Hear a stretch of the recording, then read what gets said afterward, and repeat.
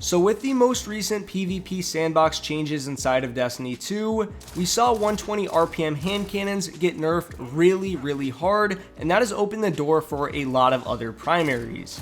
And that is why today we are going to be going over the top 10 best PvP primaries inside of Destiny 2. Now before we actually get into this list, I do want to make a couple things clear. 1. Just because a weapon does not make the list, does not necessarily mean that that weapon is bad. There is a legitimate chance it could have fallen just outside of the top 10.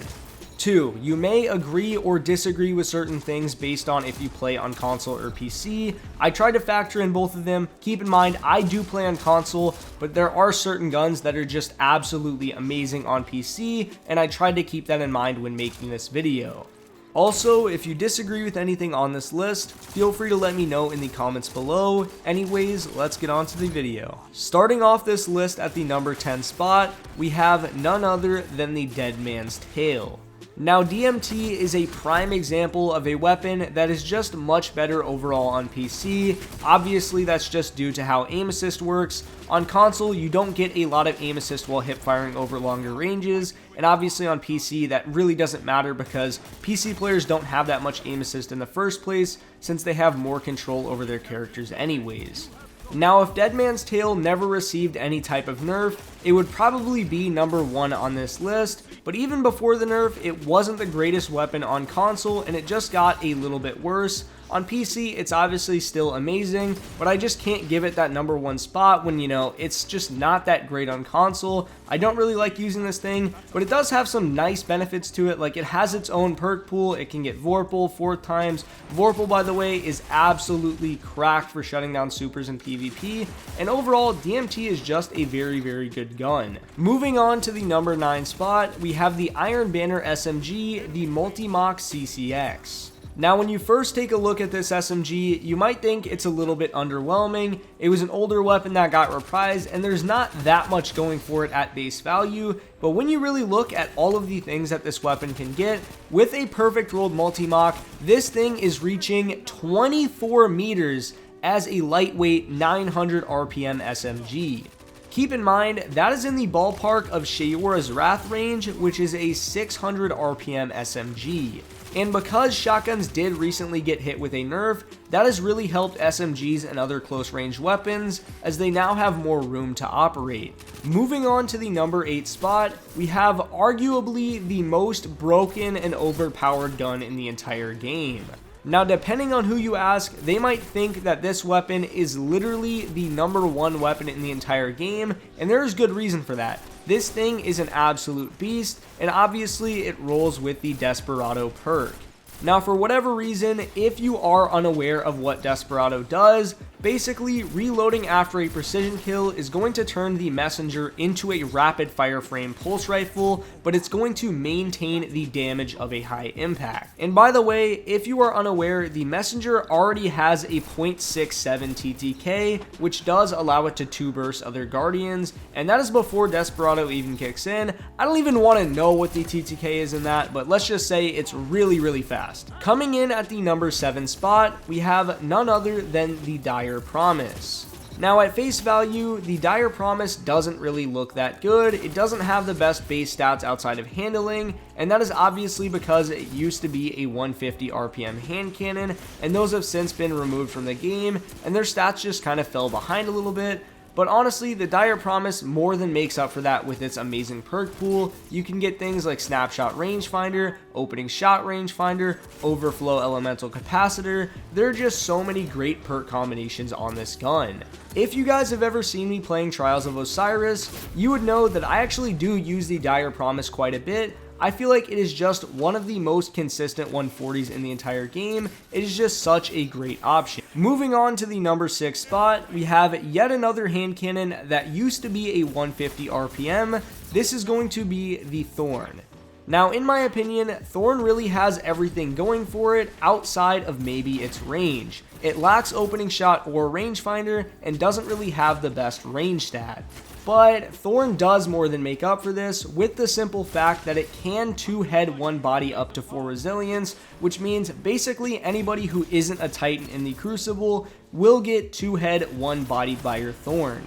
and Thorn can actually outright 2-tap with the Soul Devour perk active, as long as the guy you were shooting at does not have 9 resilience or higher. Coming in at the number 5 spot, we have the Trials of Osiris SMG, the Shayura's Wrath. Now, the Shayura's Wrath is the best SMG in this game, and it really is not even close. It has an amazing perk pool where you can get things like Killing Wind Kill Clip, Tunnel Vision Kill Clip, Dynamic Sway Kill Clip. There are a lot of great perks on this gun. And even without all of those perks, a max range roll on the Shayura's Wrath can actually reach up to a total of 29 meters, which is just unheard of for an SMG. I'm going to say this one time and one time only: if you have yet to get your hands on this SMG, I don't know what you're doing. It is by far one of the best weapons in the entire game, and next time it is the 3-win reward, I would highly recommend actually going into Trials of Osiris and getting yourself this SMG. Moving on to the number 4 spot, we have everybody's favorite cowboy hand cannon, the Last Word. You know how earlier in this video I was talking about how Dead Man's Tale is really good on PC but not that great on console? Well, the Last Word is the complete polar opposite. On console, you can legitimately make the argument that the Last Word is the strongest gun in the entire game. It is just that good. It's also worth mentioning that pairing the Last Word with a sniper rifle is by far one of the most dominant loadouts in the entire game. It really allows you to shut down shotgun players while also playing back with your sniper.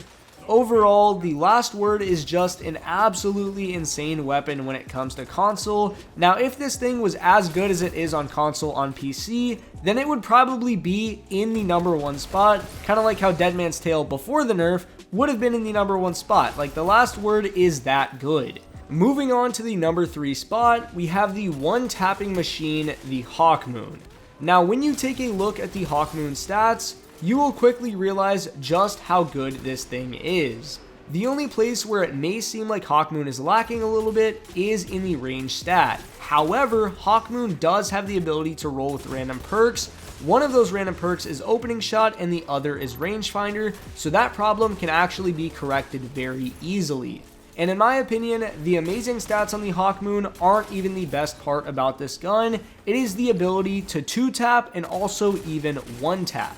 Now, you do need to be a very, very accurate shot with your Hawkmoon in order to actually get to the point where you're able to 1-tap. However, if you have, I believe, at least a 3-stack of Paracausal Charge, you can 2-tap to the head.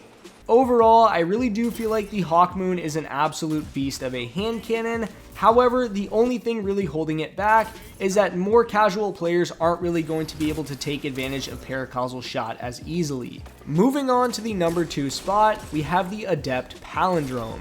Now, one of the main reasons the Palindrome is ranking this high on this list is, well, the competition in the energy slot for 140s is very lackluster. Now, don't get me wrong, I'm not trying to say that the Palindrome isn't amazing, because it truly is. It is one of the best 140s in the entire game, but when you really look at its competition, there's just Waking Vigil, Ancient Gospel, Finite Impactor, which is literal garbage. It just doesn't have very much competition in that energy slot, which gives it a pretty free spot in this top 10. Also, if you're interested in actually getting a Palindrome, it is back in the Nightfall rotation at the time of me recording this video, so I would highly recommend that you go farm that now. And finally, coming in at the number 1 spot, we have a pretty unexpected pick with the Ace of Spades. Obviously, I'm joking, pretty much everybody knew that the Ace of Spades was going to be in the number 1 spot. This thing is just an absolute beast of a 140. With the Memento Mori perk, you are able to 1-head 2-body other Guardians, and this thing is just an absolute dueling machine. There are times when I'm fighting an Ace of Spades and I recognize that he has a Memento Mori, and I'm just like, I am not going to challenge, because all he needs to kill me is 1 headshot and 2 body shots, and on top of that, Ace has high caliber rounds, which is going to flinch you even more. This thing is just so good overall. Not to mention, it really feels like Bungie stuffed Ace with like every perk in the entire game. It has Firefly, it has Outlaw, it has Kill Clip, it has basically everything. Anyways, that is pretty much all I have for this video. Once again, if you did disagree with anything on this list, make sure to let me know in the comments below. I do read all of those and I find it fun to discuss with you guys. But as always, if you guys did enjoy this video, I would greatly appreciate it if you left a like and a comment letting me know what you thought. And if you really enjoyed this video and would like to see more from my channel, make sure you subscribe. Anyways, it's been Gravely. Peace.